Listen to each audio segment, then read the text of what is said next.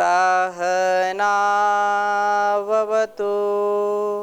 सहनौ भुनक्तु सह वीर्यं करवावहै तेजस्विनावधीतमस्तु मा विद्विषावहै।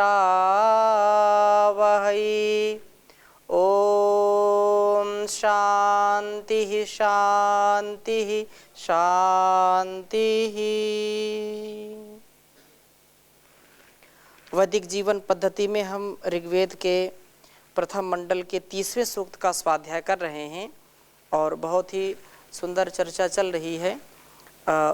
वेदों के गंभीर ज्ञान को, वेदों के जो जीवन दायिनी ज्ञान को हम अपने जीवन में आत्मसात करें, अपने मनसा वाचा कर्मणा इसको प्राप्त करें। अर्थात जैसा उपदेश हमारे लिए किया है, हमको परमात्मा ने आदेश दिया, संकेत किया है, उसको हम शिरोधार्य करें। जैसे माता पिता की बात मान करके बच्चे उन्नत हो जाते हैं, गुरु की बात मान करके, आचार्य की बात मान करके वो सतत प्रगति के पथ पर आगे बढ़ते जाते हैं, उनके जीवन में पतन नहीं होता है। इसी प्रकार से जो गुरुओं का भी गुरु है, जो पिताओं का भी पिता है, परम पिता है, जो माताओं की भी माता है, जो जगन माता है, संपूर्ण संसार का जो भरण पोषण करने वाली शक्ति है, उस सुप्रीम पावर को, उस जो है विधाता को हम कभी भी भूले नहीं। हम सतत उसका स्मरण करते रहें और उसकी आज्ञा में सदा आगे बढ़ते रहें, तो निश्चित रूप से एक न एक दिन गंतव्य हमको मिल जाएगा। हमको पता भी नहीं चलेगा कि मंजिल कब आ गई। हमारी चित्त की जो स्थिति थी वो कितनी सुदृढ़ हो गई, पवित्र हो गई और हम अपने जीवन के परम लक्ष्य को प्राप्त करते हैं। तो पिछली कक्षा में हमने दूसरे मंत्र का स्वाध्याय किया था और इसी प्रकार से आज 5वें मंत्र का और 7वें मंत्र का हम स्वाध्याय करेंगे। 5वें मंत्र में ऐसे सुनृत वाणी की बात कही, विभूति व सुनृत वाणी, अर्थात जो हमारी वाणी है वो बहुत सुंदर मधुर होनी चाहिए, ऐसी यहाँ पर बात कही है। ओम स्तोत्रम राधानां पते गिर्वाहो वीर यस्यते भूति विभूतिरस्तु सुनृता। ओम स्तोत्रम राधानां पते गिर्वाहो वीर यस्यते विभूतिरस्तु सुनृता। सोम का रक्षण करने वाले पुरुष से ही प्रभु कहते हैं कि हे वीर, वीरा, शत्रुओं व रोगों को विशेष रूप से कंपित करने वाले, तथा राधा नाम पते, राधसा संसिद्धौ, सफलताओं के स्वामिन, सोम रक्षण करने वाले कभी संसार में असफल नहीं होता है। जो गिरवाहा, गिरवाह अर्थात गिरवाह, देववाणियों को धारण करने वाले, वेदवाणियों को धारण करने वाले, जो देवताओं की वाणी बोलता है, वेदों की जो वाणी बोलता है वो सुनृत कहलाता है। और सुनृतास्तु, तेरी वाणी उत्तम, दुखों का परिहरण करने वाली तथा ऋत हो, अर्थात तेरी सारी विभूति ही सुनृत हो। गत मंत्रों में वर्णित सोम रक्षण के परिणाम स्वरूप वीर जो है मनुष्य वीर बनता है और यह शत्रुओं को कंपित करने वाला बन जाता है। तथा राधा नाम पति, यह कभी असफल नहीं होता है, संसिद्धि को सदा प्राप्त करता है। किसी भी प्रकार से, किसी भी समय, किसी भी क्षेत्र में वो कभी विफल नहीं होता है। कभी कभी थोड़ी सी कम सफलता मिली तो लोग उसको विफलता मान लेते हैं, लेकिन विफलता वो होती नहीं है।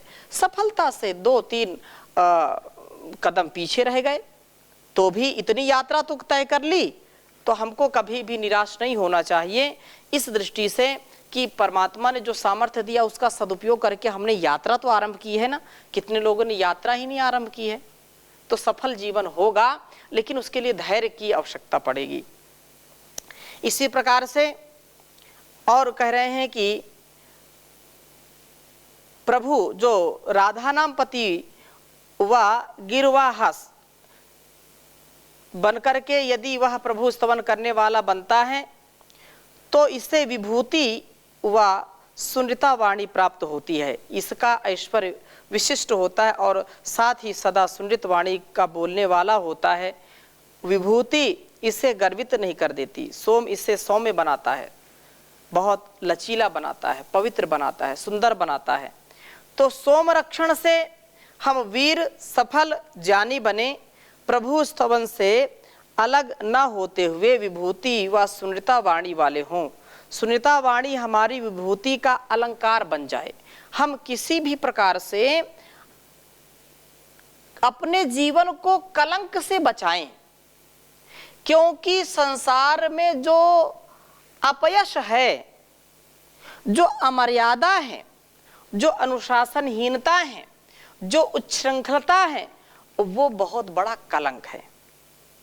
इसलिए परमात्मा से हम प्रार्थना करते हैं कि मेरी वाणी से, मेरे व्यवहार से किसी को कष्ट नहीं होना चाहिए। वाणी मेरी बहुत अच्छी होनी चाहिए। देव सविता प्रसुव यज्ञम प्रसुव यज्ञ पतिम भगाय दिव्यो गंधर्व केतपूहु केतम नः पुनातु वाचस्पतिर्वाचम नः स्वदतु।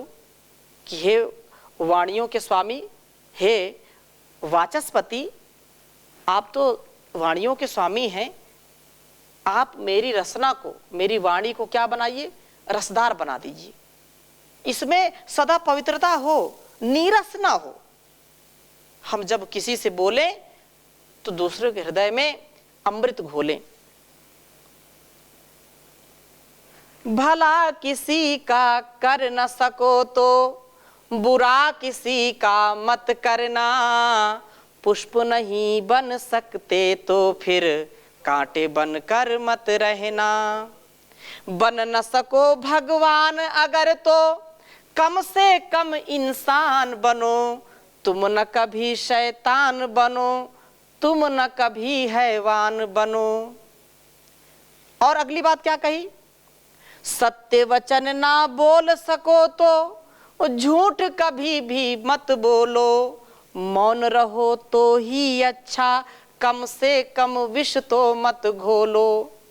बोलो यदि पहले तो लो तुम, बोलो यदि पहले तो लो तुम, फिर मुंह को खोला करना, पुष्प नहीं बन सकते तो फिर कांटे बनकर मत रहना, कांटे बनकर मत रहना। तो हम यदि मधुर वाणी नहीं बोल सकते, अच्छी वाणी नहीं बोल सकते, तो कम से कम चुप रहें। कम से कम दूसरों को कष्ट तो नहीं होगा। दूसरों को हम, हाँ, इस पर हमको ध्यान रखना चाहिए। सत्यम वद धर्मम चर। एक ही बात को बोलने के हजारों ढंग हो सकते हैं।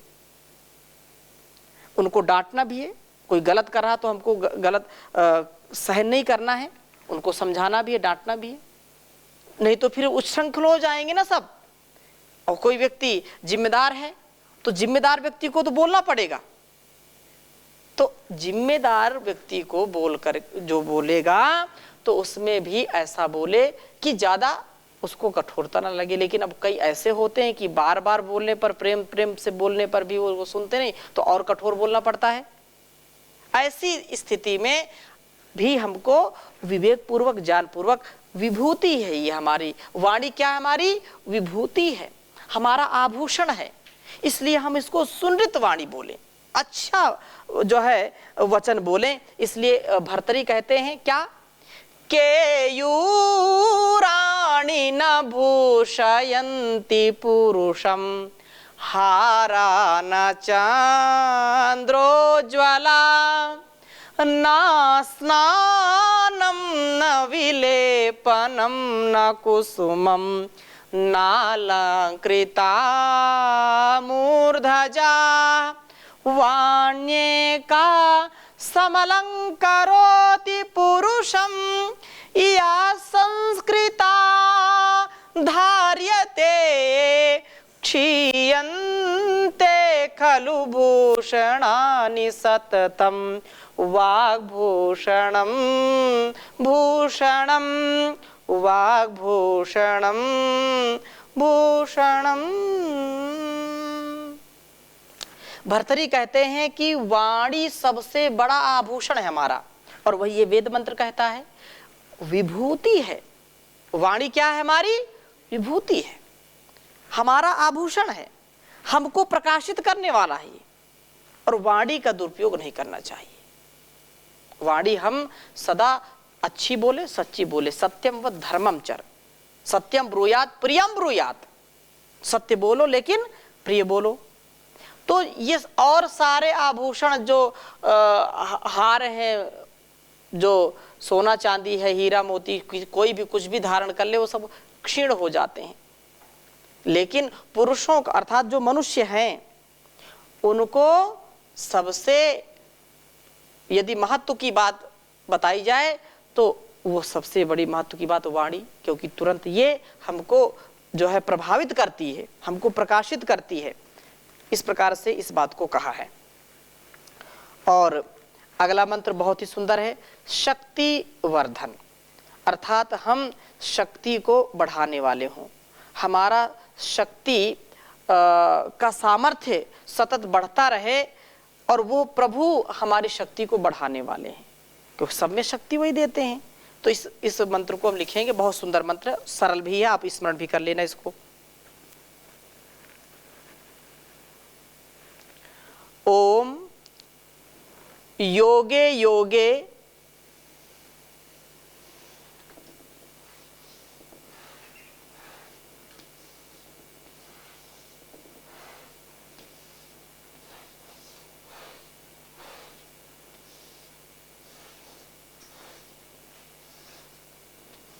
ओम योगे योगे तवस्तरम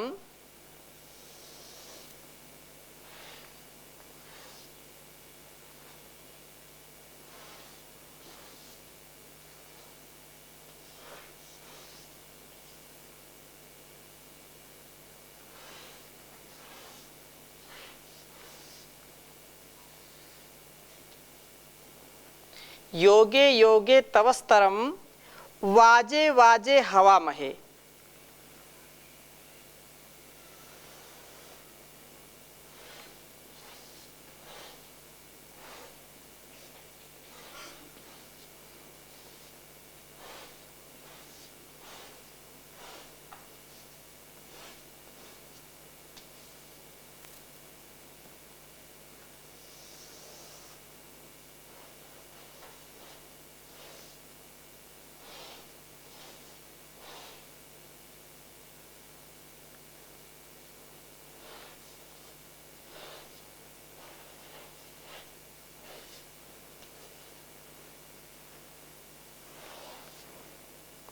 वाजे वाजे हवा महे।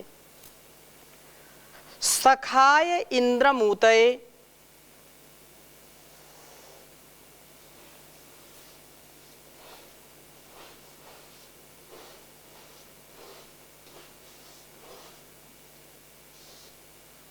सखाय इंद्रमूतये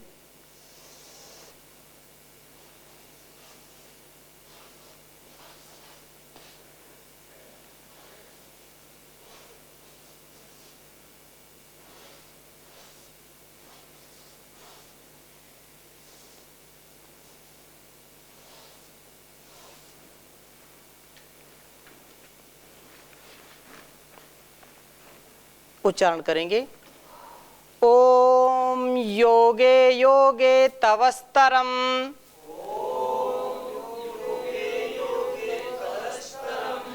वाजे वाजे हवा महे सखाय इंद्रमूतये। ओम योगे योगे तवस्तरम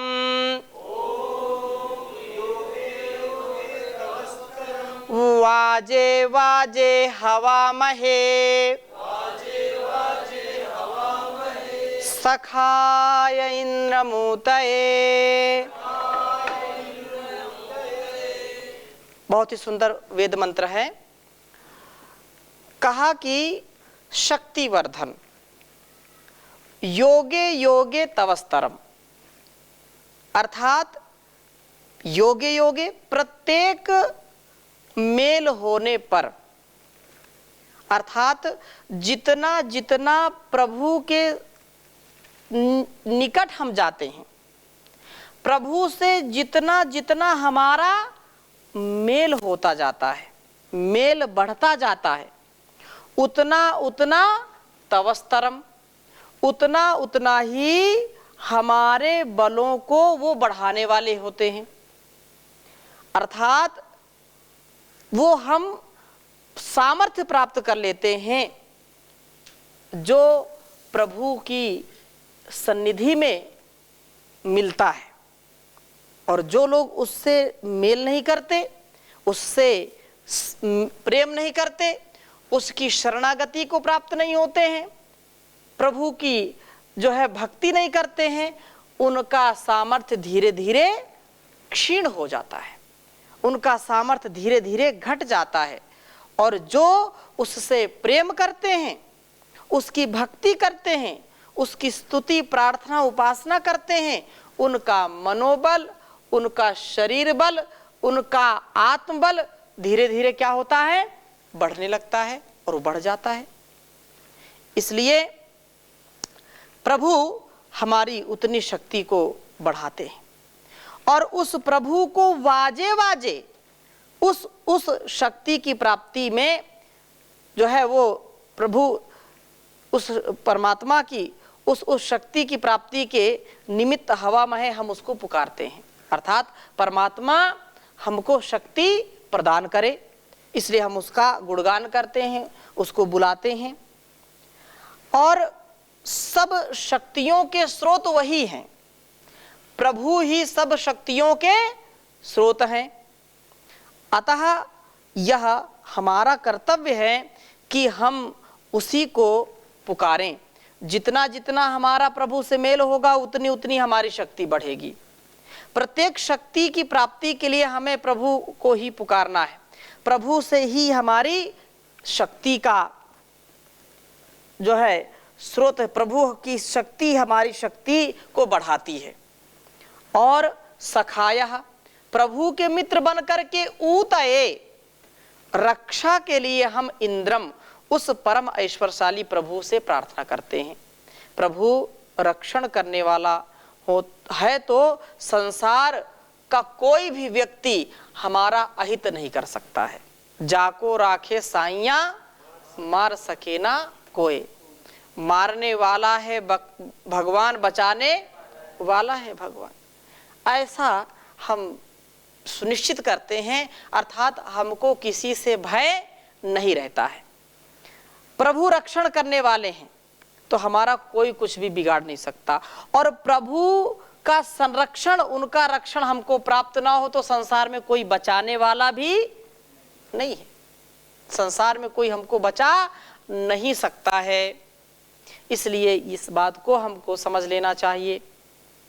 प्रभु से हम अपना मेल बढ़ाएं ताकि हमारी शक्ति बढ़े, संग्रामों में हम विजयी बने। सखा बन करके प्रभु ही हमारी हर प्रकार से रक्षा करते हैं, हमारी हर प्रकार से चारों ओर से सुरक्षा करते हैं, हमको संरक्षण में रखते हैं अपने, लेकिन परीक्षण भी करते हैं।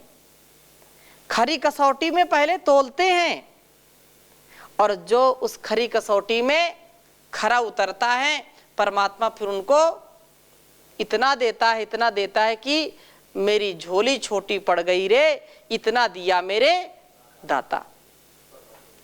जब देता है तो छप्पड़ फाड़ के देता है और लेता है तो दरवाजा भी उखाड़ लेता है। ये भी बात है।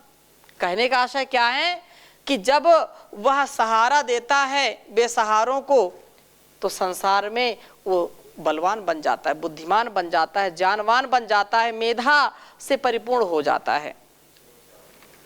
और जब वो नहीं उसका कोई ध्यान नहीं करता, कोई उसका चिंतन नहीं करता है, तो उसकी जो शक्ति है, जो ऊतय कहा यहाँ पर रक्षा के लिए, उस को कोई जब पुकारेगा नहीं तो कौन आएगा। तो फिर रक्षा तो माँ भी जो है अपने बच्चे को रोने पर ही दूध पिलाती है। जब उसको पता चलता है कि मेरा बेटा भूखा है तो स्वयं दूध पिलाती है। लेकिन यदि हम पुकारेंगे नहीं तो फिर वो तो सामान्य रूप से जो रक्षा का है, जो व्यवस्था है, वो तो मिलती रहेगी। लेकिन निश्चित रूप से हमको इस बात को समझना चाहिए कि प्रभु हमारी शक्ति को बढ़ाने वाला है, और इस से कोई भी बचा नहीं है। वो उसकी शक्ति, उसकी जो माया है, उसका जो संसार में वर्चस्व है, वो गजब का है। कर्मों के फल हमको भोगने पड़ते हैं, जैसा जैसा कर्म करेंगे वैसा वैसा फल मिलेगा। प्रभु की ऐसी व्यवस्था है। तो हम अब जब उसकी सन्निधि, मोदी जी जैसा कोई प्रधानमंत्री जो बलशाली है, और वो प्रधानमंत्री होते हुए उनका कोई मित्र हो, तो उसको कोई भय होगा क्या? कोई भय नहीं होगा। और ऐसी मित्रता हो जो हर पल हर क्षण उन्हीं के साथ रहे, तब तो फिर कहने ही क्या। ये एक लौकिक उदाहरण है।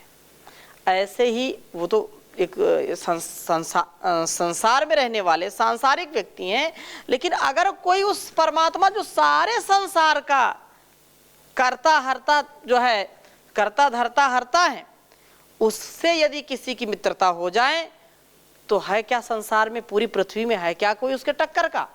पूरे ब्रह्मांड में कोई उसका टक्कर नहीं ले सकता है। लेकिन उसके लिए हमको पात्रता की आवश्यकता होती है। हमारे अंदर पात्रता हो, हमारे अंदर योग्यता हो, खरी कसौटी में खरा हमको उतारेगा तो अपना प्यार जरूर देगा।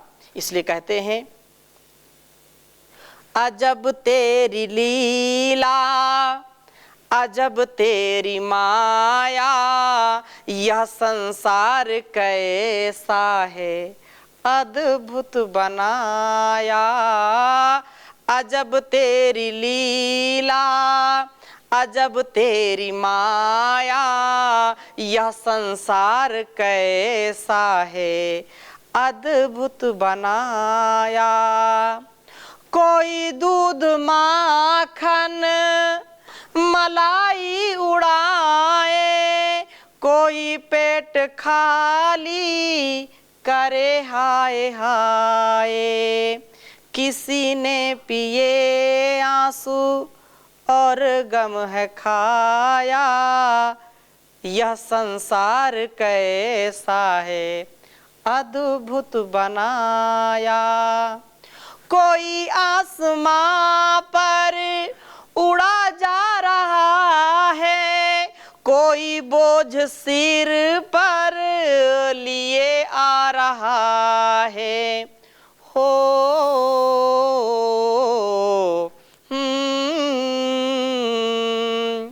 कोई आसमां पर उड़ा जा रहा है, कोई बोझ सिर पर लिए जा रहा है। किसी ने किराए का रिक्शा चलाया, अजब तेरी लीला अजब तेरी माया। कोई कांटों पर भी पड़ा मुस्कराता, कोई फूलों की सेज पर तड़फड़ाता। दोनों की स्थितियां हैं। कोई कांटों में भी मस्त है और किसी को सेज में भी नींद नहीं आती है, मखमली बिस्तरों में भी नींद नहीं आती है। कोई कांटों पर भी पड़ा मुस्कुराता, कोई फूलों की सेज पर तड़फड़ाता। किसी को हंसाया किसी को रुलाया, यह संसार कैसा है अद्भुत बनाया। कोई लखपति है मगर गोद खाली, कोई भूखा है 11 बच्चों का वाली। दोनों स्थितियां हैं। कहाँ करोड़ों रुपए हैं, अरबों रुपए हैं, और भोग करने वाला उनके घर में एक भी बच्चा, एक भी संतान नहीं है। और जहां खाने के लाले हैं वहां दर्जनों बच्चे हैं। खैर इसका भी कानून आने वाला है।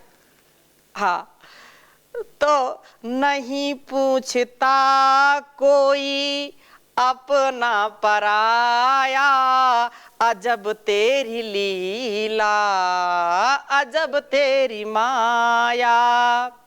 कोई दूध कुत्तों को अपने पिलाता, कोई बच्चों में बैठे आंसू बहाता।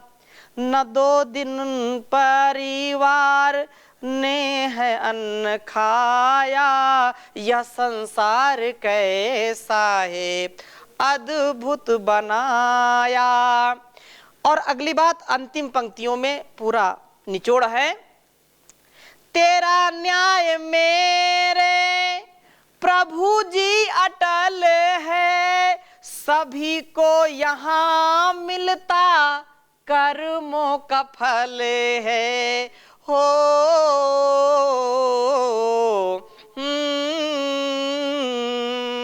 तेरा न्याय मेरे प्रभु जी अटल है, सभी को यहाँ मिलता कर्मों का फल है। वेदों ने शास्त्रों ने यही है बताया, अजब तेरी लीला, अजब तेरी माया, अजब तेरी लीला, अजब तेरी माया। तो इन्हीं परमात्मा के गीतों के साथ आज की कक्षा को विराम देते हैं। शेष चर्चा अगले कक्षा में करेंगे नए मंत्र के साथ। ओम शांति शांति शांति।